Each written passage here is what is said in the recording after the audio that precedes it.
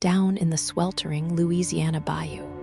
The cops caught a monster, or so they confidently claimed. What if I told you the real brutal butcher is still walking the streets, watching you? This is the gripping story of two colliding lives, a broken mind, and a fatal mistake. Meet Detective Miller, a seasoned, gritty cop hunting a ghost who left 3 bloody bodies behind. 3 gruesome murders in 3 short months had this quiet parish locked down in absolute terror. The serial killer was incredibly slick, leaving 0 fingerprints, just brutalized victims in the sticky marsh. Miller was burning the midnight oil, drowning in stale coffee, desperately chasing a phantom without a face. Across town, Arthur lived a completely different life.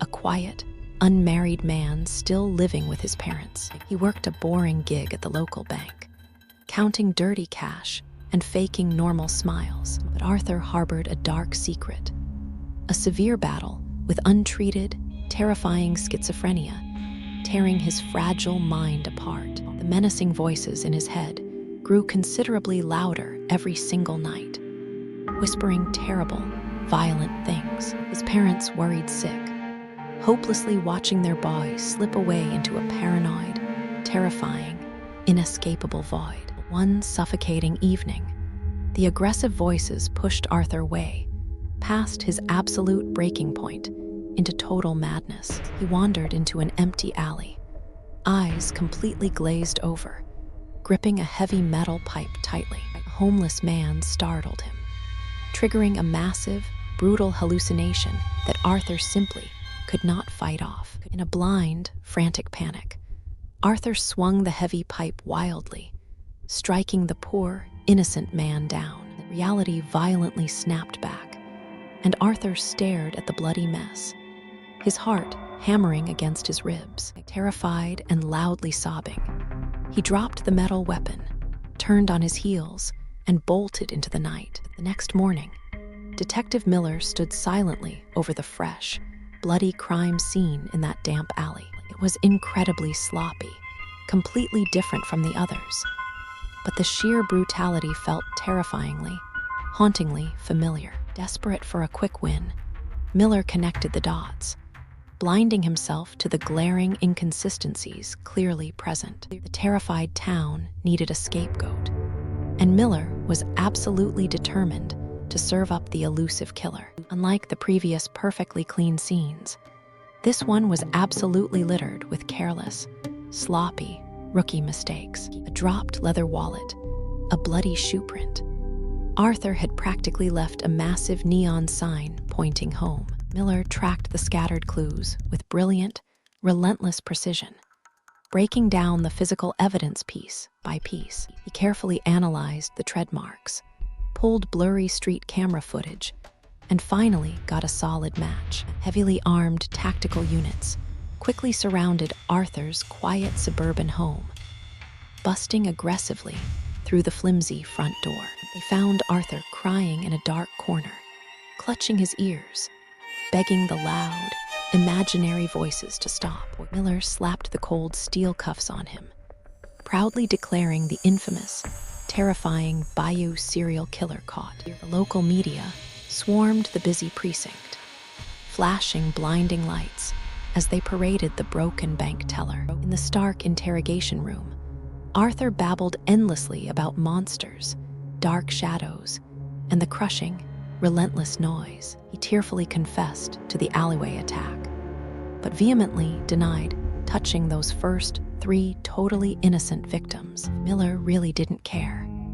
The supposed modus operandi was close enough to easily close the massive case. The ambitious local prosecutor lumped all 4 murders together, painting Arthur as a vicious, cold, calculating mastermind. The humid courtroom was packed, tense with heavy anger, loudly demanding lethal justice for the brutalized dead. But Arthur's clever defense attorney played a totally different hand, presenting massive stacks of detailed psychiatric evaluations. Expert medical doctors testified about his severe schizophrenia, conclusively proving he was completely detached from actual reality. The stressed jury deliberated for agonizing hours, torn between the horrific bloody crimes and the shattered mental state. Finally, the nervous foreman read the controversial verdict aloud to the room.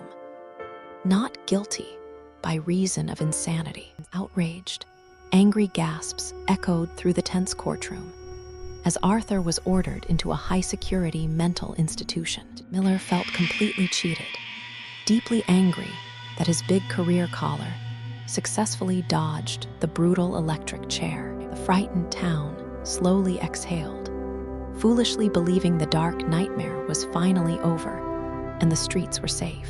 Arthur was securely locked away in a padded cell, medicated heavily, fighting his own agonizing internal demons daily. He spent his empty days staring at blank white walls, completely unaware of the massive lie he embodied. The relieved police department threw a massive, drunken party, celebrating the end of the terrifying murder spree. But way out in the muggy, dark Louisiana swamps, an incredibly sinister truth remained entirely hidden away. Inside a dimly lit, rotting wooden cabin, a tall, shadowy figure sat quietly watching the evening news broadcast. A cold, deeply wicked smile crept across his badly scarred face as he sipped his cheap, dark whiskey. He laughed a deep, rough, guttural chuckle, completely amused by the police's pathetic, totally botched, sloppy investigation.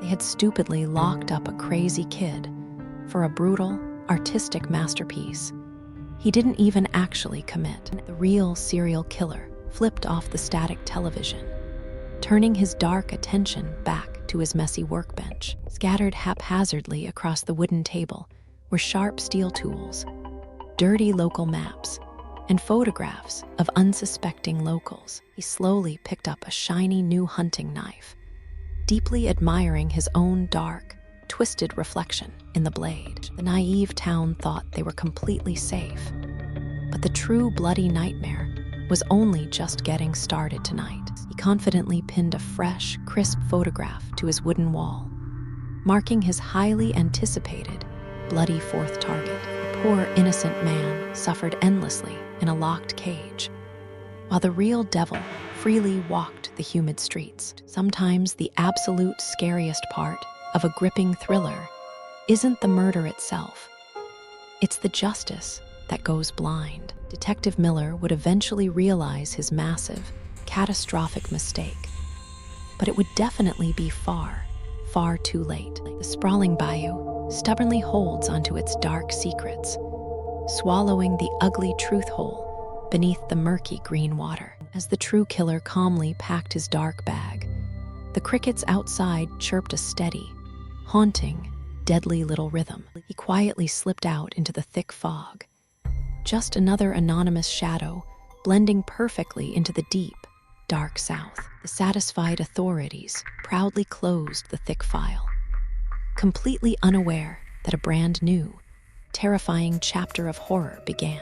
Sleep tight tonight, because you never truly know who is patiently lurking just outside your heavily locked front door. The real terrifying monsters don't actually live in mental asylums. They smile right at you in the grocery line. If this story stayed with you, please subscribe, hit like, share it with someone who needs to hear this. I'll see you soon.